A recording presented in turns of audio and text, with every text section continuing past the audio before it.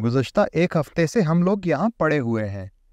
ना यहाँ कोई खाने पीने की अशिया मुयस्सर हैं और ना ही वॉशरूम की सहूलत मौजूद है।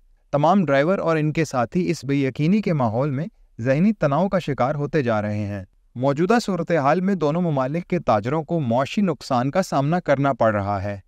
दोनों ममालिक के दरमियान होने वाली ट्रांसपोर्ट नुकसान का शिकार है। वहाँ से आने वाले अंगूर और इस तरह यहाँ से जाने वाले फ्रूट खराब हो गए हैं। आज तीसरा दिन है और मेरे घर में फौतगी हुई है। मैं जनाजे तक में शरीक नहीं हो सका।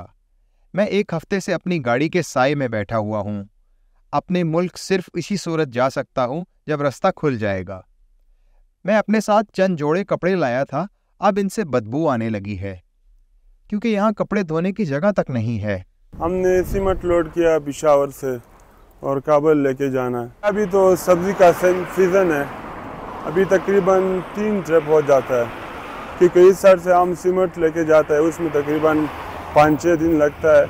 तो उधर से फिर सब्जी लोड करके तकरीबन 1-2 दिन में हम वापस पाकिस्तान पहुंच सकते हैं, इसलिए तो अभी 3-4 ट्रिप लगा सकते हैं। नुकसान तो बहुत है, अभी सीमेंट ज़्यादा टाइम लगेगा तो उसका भी ख़राबी आ सकती है और टायरों का भी धूप को आमने सामने खड़ा है तो उसका भी नुकसान होता है।